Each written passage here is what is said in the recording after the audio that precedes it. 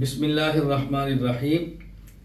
ہم حضور اکرم صلی اللہ علیہ وسلم کے امتی ہیں اور ہمیں خاتم الانبیاء حضرت محمد صلی اللہ علیہ وسلم کے امتی ہونے پر فخر ہے۔ ہم آپ کی غلامی کو بادشاہت سے بڑا اعزاز سمجھتے ہیں اور ایک غلام کو اپنے آقا کی اداؤں کو دیکھنا چاہیے۔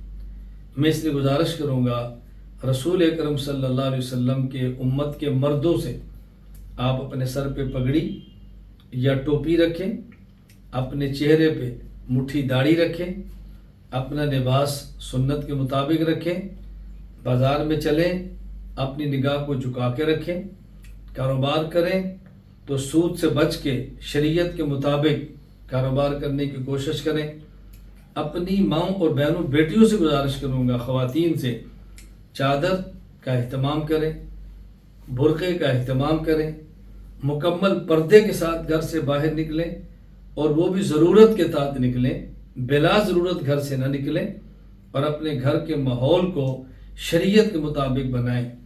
آئیں ہم فیصلہ کریں حضرات اور خواتین دونوں مل کر کہ ہم انشاءاللہ اپنی حیثیت کے مطابق شریعت کا ماحول اپنے گھر میں، اپنے بازار میں، اپنی دکان پہ اور ہر جگہ پہ بنانے کی کوشش کریں گے۔ اللہ تعالی ہم سب کو دین کا سچا خادم بنائے۔ السلام علیکم ورحمۃ اللہ وبرکاتہ۔